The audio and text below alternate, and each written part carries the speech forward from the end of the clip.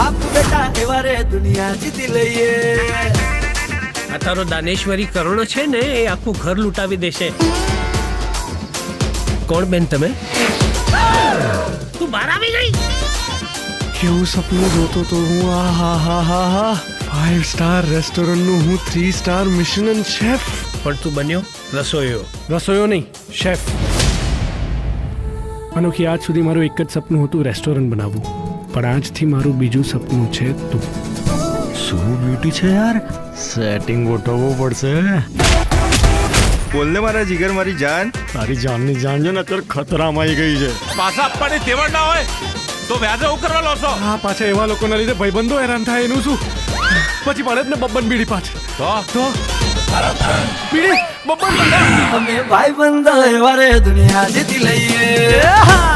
તમે છો જ એવા ને કે જોતા વેદ પ્રેમ થઈ જાય. હું એક શાનદાર રેસ્ટોરન્ટ ખોલીશ અને એને સક્સેસફુલી ચલાવીને બતાડીશ, તમે જોઈ લેજો.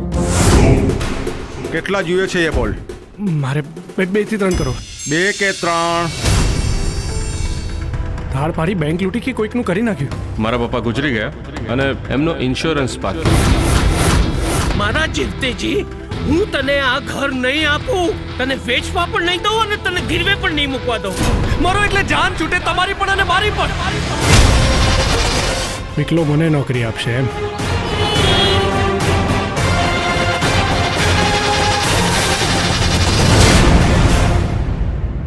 તને હંમેશાથી એવું છે નહીં દીકરા કે તારા પપ્પાએ તારા માટે કાંઈ નથી કર્યું.